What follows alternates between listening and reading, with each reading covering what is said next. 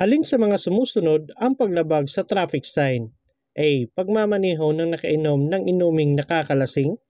B. Rolling stop. C. Hindi pagsuot ng helmet. Ang tamang sagot, letter B. Rolling stop. Ayon sa Republic Act 10930 o tinatawag na Rationalizing and Strengthening the Policy Regarding Driver's License, ilang taon ang bisa ng lisensya sa pagmamaneho? A. 5 taon at maaring maging 15 taon kung ang driver ay walang paglabag sa batas trapiko. B. 5 taon at maaring maging 10 taon kung ang driver ay walang paglabag sa batas trapiko. C. 5 taon at maaring maging 10 taon kung ang driver ay magre-renew bago ma-expire ang lisensya. Ang tamang sagot, letter B. 5 taon at maaring maging 10 taon kung ang driver ay walang paglabag sa batas trapiko.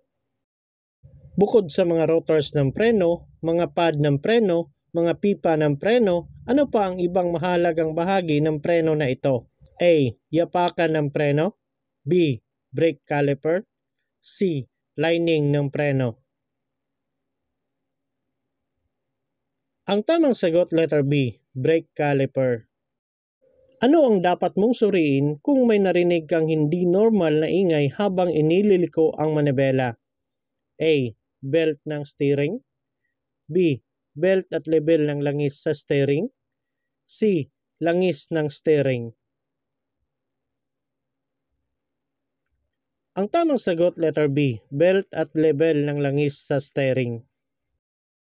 Anong mga driver's license code o DL code ang maaaring kuhanin ng student driver's permit isang buwan matapos makakuha ng student driver's permit? A. A1, B, B1, B2, B, B, B1, B2, D. C. A1, CE. Ang tamang sagot, letter A. A1, B, B1, B2. Blank ang hindi pagbibigay ng pantay-pantay na serbisyo kanino man. A. Pinahihintulutan minsan. B. Ipinagbabawal. C. Pinahihintulutan. Ang tamang sagot, letter B. Ipinagbabawal. Maaari kang huminto kahit saan sa expressway kapag A. Kailangan mong maglakad at makalanghap ng sariwang hangin. B. Sinabihan ng traffic enforcer. C. Kailangan mong gumamit ng mobile phone. Ang tamang sagot, letter B. Sinabihan ng traffic enforcer. Ang iyong sasakyan ay nag-aapoy habang nagmamaneho ka sa isang lagusan. Ito ay maaari pang mapaandar. Ano ang dapat mong gawin? A. Iwanan mo ang sasakyan habang umaandar ang makina. B. Iparada ito palayo sa highway. C. Gumamit ng fire extinguisher at umalis sa lagusan kung kaya mo. Ang tamang sagot, letter C. Gumamit ng fire extinguisher at umalis sa lagusan kung kaya mo. Tila madali lang lampasan ang ibang mga sasakyan sa daan. Subalit nangangailangan ito ng tiempo, mahusay na pagtatansya ng distansya, at mahusay na kondisyon ng makina ng sasakyan. Saang lugar madalas ipinagbabawal ang paglampas o di kaya paglusot? A. Sa kurbada. B. Sa mga highway. C. Sa mga highway na maraming daanan o lane. Ang tamang sagot, letter A. Sa kurbada. Alin sa mga sumusunod ang tamang disiplina sa kalsada? A. Taguan ng mga traffic enforcer kapag may uplansita. B. Sundin ang payo ng matatanda. C. Alamin at sundin ang batas trapiko. Ang tamang sagot, letter C. Alamin at sundin ang batas trapiko. Pinahihintulutan ka ba na mag-overtake sa putol-putol na linya? A. Oo kung walang traffic enforcer sa paligid. B. Oo kahit anong oras dahil ito ay iyong karapatan. C. Oo ngunit maging maingat at alisto. Ang tamang sagot, letter C. Oo ngunit maging maingat at alisto. Ang mga parking brake ay maaaring gamitin sa A. Pagparada, B. Drifting, C. Kagipitan o biglaang emergency brake. Ang tamang sagot, letter A. Pagparada. Kapag may nakitang karatula na nagsasabing accident-prone area, ano ang dapat mong gawin? A. Bilisan ang takbo, B. Bagalan at maging higit na maingat kaysa sa karaniwan, C. Bumusina at panatilihin ang normal na bilis ng takbo. Ang tamang sagot, letter B. Bagalan at maging higit na maingat kaysa sa karaniwan. Mahirap magmaneho sa gabi. Dapat gawin ang mga sumusunod kapag may nakasalubong na sasakyan sa gabi. A. Liwanagan ang ilaw sa pamamagitan ng paglipat sa high beam. B. Ipatay sindi ang headlight. C. Bawasan ang liwanag ng ilaw sa pamamagitan ng paglipat sa low beam. Ang tamang sagot, letter C. Bawasan ang liwanag ng ilaw sa pamamagitan ng paglipat sa low beam. Alin sa mga sumusunod na pagkakataon ang maaari mong gawin kapag tumatawid sa isang solid na dilaw na linya? A. Pagliko sa driveway kung ligtas itong gawin. B. Pag U-turn sa highway. C. Pagdaan sa highway. Ang tamang sagot, letter A. Pagliko sa driveway kung ligtas itong gawin. Maaari kang dumaan sa kanan ng sasakyang kapareho ng direksyong tinatahak mo kung A. May bakanting dadaanan maliban sa highway. B. Ang highway ay may dalawang lane kasalungat ng iyong direksyon. C. Ang highway ay may higit sa dalawang daanan o lane patungo sa iisang direksyon. Ang tamang sagot, letter C. Ang highway ay may higit sa dalawang daanan o lane patungo sa iisang direksyon. Ano ang iyong dapat suriin kung ikaw ay aatras? A. Suriin at obserbahan ang buong paligid ng sasakyan. B. Pagtutuunan lamang ng pansin ang mga lugar na hindi nakikita. C. Asahan ang ibang motorista na malaman ang iyong gagawin. Ang tamang sagot, letter A. Suriin at obserbahan ang buong paligid ng sasakyan. Ang driver ay dapat marunong A. Magbasa, magsulat at umintindi ng mga traffic sign. B. Magbasa at magsulat ng kasulatan. C. Magsulat at bumuo ng kasulatan. Ang tamang sagot, letter A. Magbasa, magsulat at umintindi ng traffic sign. Bago magpalit ng lane sa highway, dapat magbigay ng sinyas A. Upang magbigay babala sa mga tumatambay sa gilid ng daan. B. Mga 30 metro bago magbago ng daan. C. Upang maiwasan ang abala sa ibang gumagamit ng kalsada. Ang tamang sagot, letter C. Upang maiwasan ang abala sa ibang gumagamit ng kalsada. Kapag maluwag ang daan, mabuti ba na bagalan ang takbo kapag tumatawid at ang traffic light ay verde o green? A. Hindi. B. Kailangan magpreno ng hindi bababa sa 3 beses. C. Oo. Ang tamang sagot, letter A. Hindi. Kung nakaparada ka sa kanan ng kalsada at lalabas ka, dapat mong ibaba ang salamin ng bintana at gamitin na rin ang iyong sinyas ng kamay na ito. A. Kaliwang braso at kamay na nakaturo pa kaliwa. B. Kaliwang braso at kamay na nakaturo pa itaas. C. Kaliwang braso at kamay na nakaturo pa ibaba. Ang tamang sagot, letter A. Kaliwang braso at kamay na nakaturo pa kaliwa. Ang tamang senyas ng kamay kung kakanan ay A. Kaliwang braso diretso pahalang. B. Kaliwang braso nakababa at nakaturo ang kamay sa lupa. C. Kaliwang braso nakabaluktot sa siko at nakaturo ang kamay sa taas. Ang tamang sagot, letter C. Kaliwang braso nakabaluktot sa siko at nakaturo ang kamay sa taas. Ano ang maaaring mangyari kung nag-iiwan ka ng sapat na espasyo sa pagitan ng iyong sasakyan at ng sasakyan sa unahan? A. Maaaring businahan ka ng ibang motorista at lampasan ka. B. maaring makasingit ang iba pang motorista? C. Higit na madali kang makakaikot at makakaatras? Ang tamang sagot letter C. Higit na madali kang makakaikot at makakaatras. Sa panahon ng pagkakasakit, ang iyong kakayahan sa pagmamaneho ay maaring humina. Nararapat na ikaw ay A. Laging bisitahin ng iyong doktor bago magmaneho lalo na sa mahabang biyahe. B. Maging malusog sa pangangatawan at pag-iisip at huwag magmaneho pagkatapos uminom ng gamot. C. Uminom lamang na mababang dos ng anumang uri ng gamot sa lahat ng panahon para masiguro ang kaligtasan. Ang tamang sagot letter B. Maging malusog sa pangangatawan at pag-iisip at huwag magmaneho pagkatapos uminom ng gamot. Bago magpalit ng lane sa highway, dapat magbigay ng sinyas A.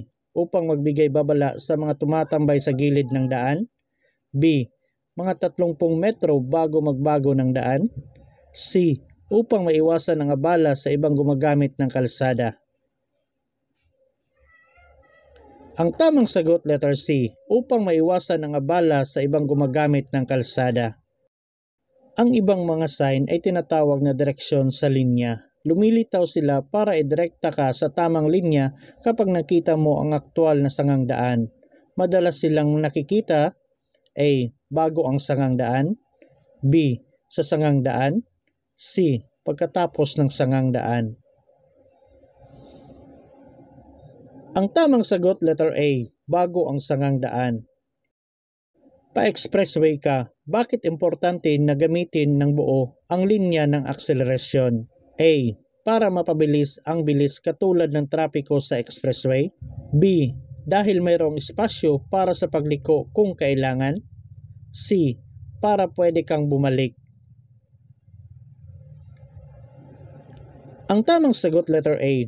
Para mapabilis ang bilis katulad ng trapiko sa expressway. Ito ay isang tanda ng blank kapag ang headlight ay nagiging mas maliwanag kapag pinipindot ang pedal ng accelerator at dumidilim kapag pinapalabas ang accelerator pedal. A. Hindi sapat ang karga ng baterya. B. Sobrang karga ng baterya. C. Namamatay na baterya.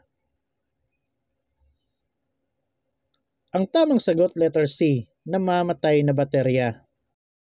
Alin sa mga sumusunod ang pagpapabuti sa pagkonsumo ng gasolina? A. Bagalan ang bilis, proper braking at pagpaplano agad ng mabuti. B. Pagmamaneho sa lower gear. C. Short journeys with a cold engine. Ang tamang sagot letter A. Bagalan ang bilis, proper braking at pagpaplano agad ng mabuti.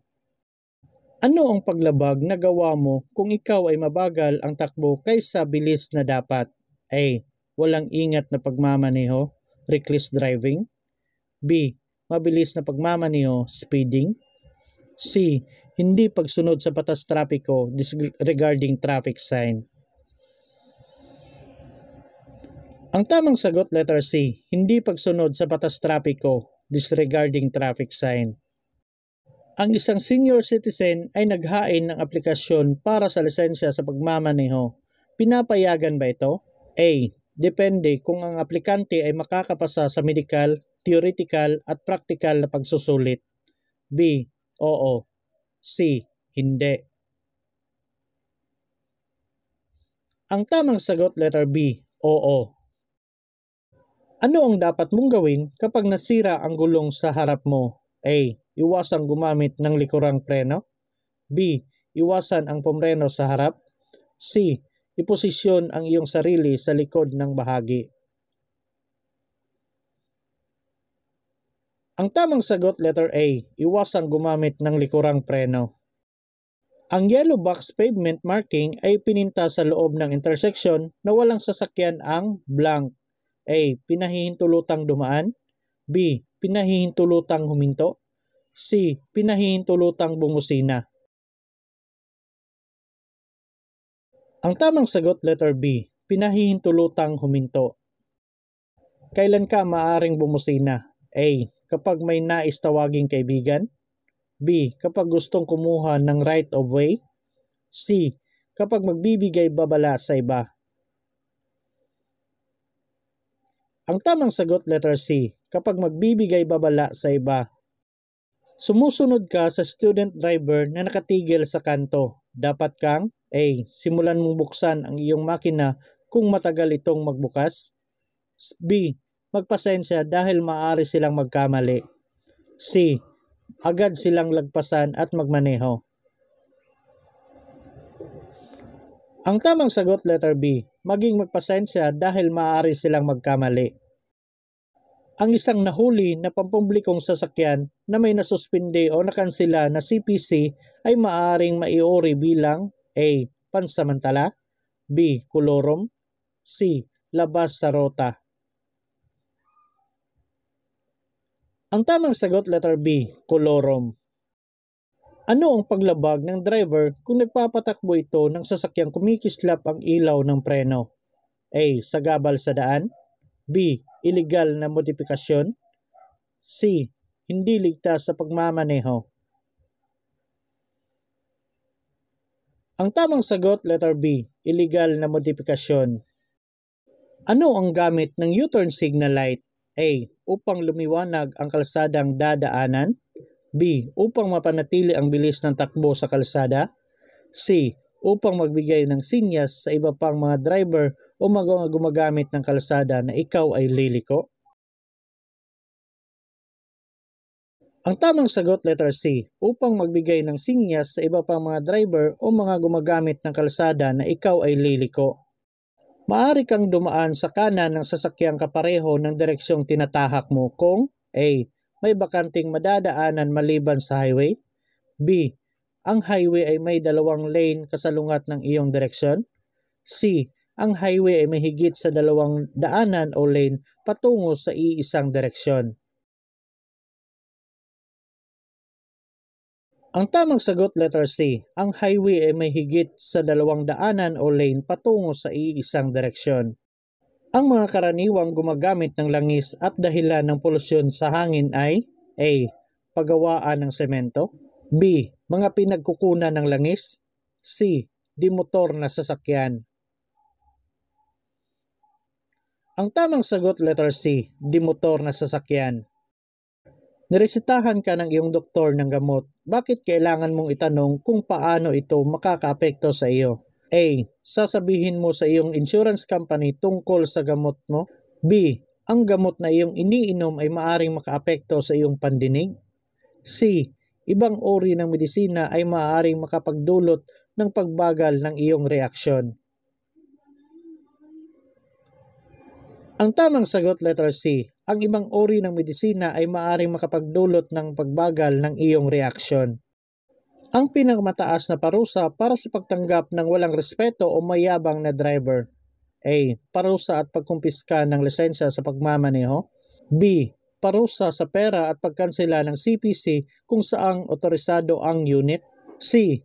Pagkansela ng CPC at pagkumpiska ng lisensya sa pagmamaneho.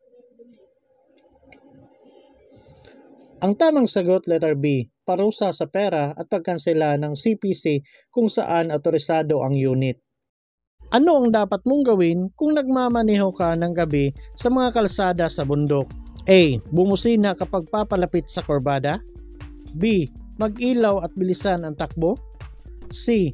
Pailawin ang dim light tuwing papalapit sa kurbada. Ang tamang sagot letter C. Pailawin ang dim light tuwing papalapit sa kurbada. Alin sa mga sumusunod na palatandaan ang nagsasaad ng regulasyon kapag binabaliwala ay maging isang openso? A. Regulatory signs, B. Informative signs, C. Warning signs. Ang tamang sagot letter A. Regulatory signs.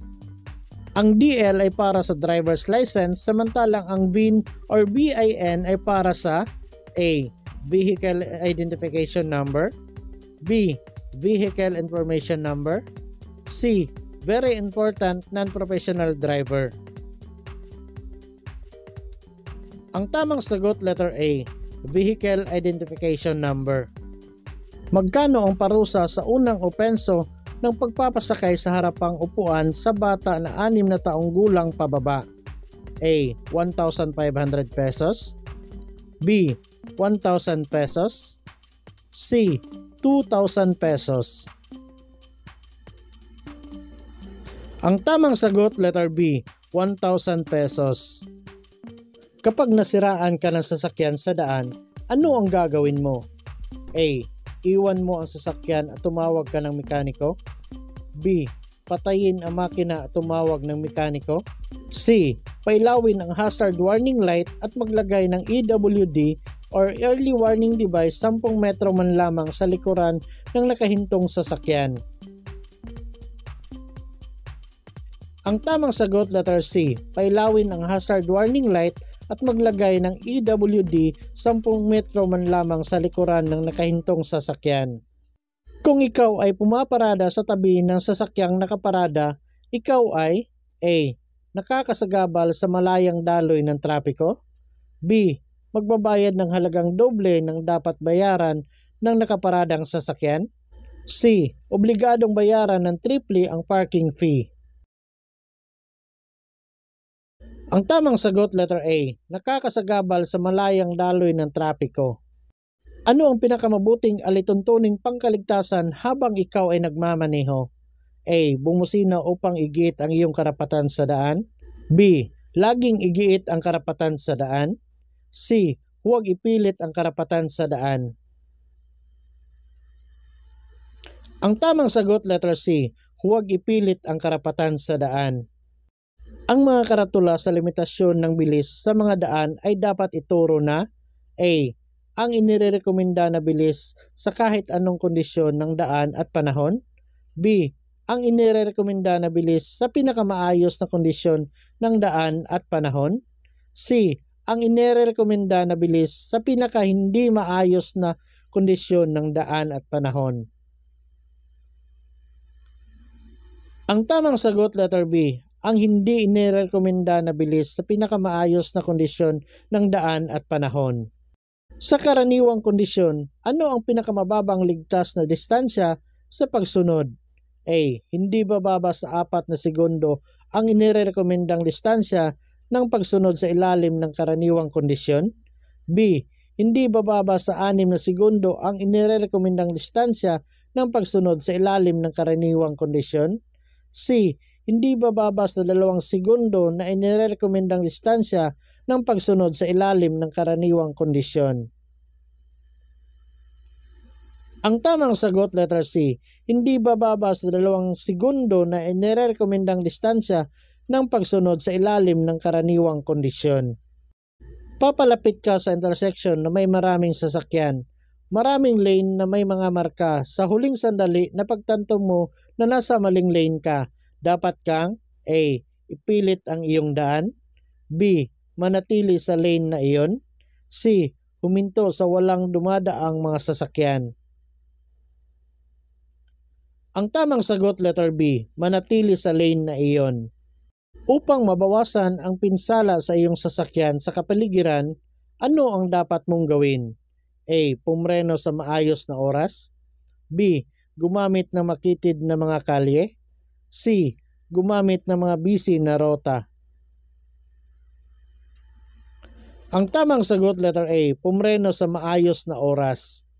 Ito ay mahalagang kagamitang pangkaligtasan ng isang sasakyan kung iiwanan ito. A. Parking brake. B. Headlight switch. C. Busina. Ang tamang sagot, letter A. Parking brake. Ano ang gagawin mo kung ang sumusunod na sasakyan sa iyo ay masyadong nakatutok? A. Bilisan ang takbo at makipagkarirahan. B. Unti-unti mong bagalan ang takbo at sinyasan siyang mauna. C. Biglaang magpreno. Ang tamang sagot, letter B. Unti-unti mong bagalan ang takbo at sinyasan siyang mauna. Totoo ba na ang di kumikilos na pulang trapikong ilaw ay nangangahulugang dapat kang huminto hanggang ang sangang daan ay maging maaliwalas para magpatuloy? A. Totoo. B. Hindi totoo. C. Walang sagot. Ang tamang sagot, letter B. hindi totoo. Ang biglaang pagpreno na nagreresulta sa banggaan ng mga sasakyan ay posibleng epekto ng A. Hindi pagsusuot ng seatbelt, B. Sobrang laki, inflated na mga gulong, C. Pagtutok o tailgating. Ang tamang sagot, letter C. Pagtutok o tailgating. Ano ang dapat gawin ng isang driver pagkatapos niya mag-overtake sa isang sasakyan? A. Tumingin sa mga mata ng driver, B. Bumalik sa original na lane ng maingat, C. Manatiling magmaneho sa nasabing lane. Ang tamang sagot, letter B. Bumalik sa original na lane ng maingat. Ano ang layunin ng rumble strips sa kalsada? A. Huminto agad at magbigay ng go signal pagkarating sa intersection, B. Para malaman ang speed parating sa obstruction o intersection, C. Para mas agresibo. Ang tamang sagot, letter B. Para malaman ang speed parating sa obstruction o intersection. Ano ang maaaring ipataw na paglabag kung ang isang driver ay nakapasa sa field sobriety test? A. Pag walang bahala sa sinyas trapiko, B. Pagmamaneho ng lasing, C. Initial na traffic violation. Ang tamang sagot, letter C. Initial na traffic violation. Alin sa mga ito ang layunin ng pagkolekta ng Motor Vehicle Users Charge o MVUC? A. Dagdag pundo para sa mga nagbabantay ng weighing scale, B. Para punduhan ang sahod ng mga traffic enforcers, C. Para punduhan at maiwasan ang pagkasira ng mga kalsada. Ang tamang sagot, letter C. Para punduhan at maiwasan ang pagkasira ng mga kalsada.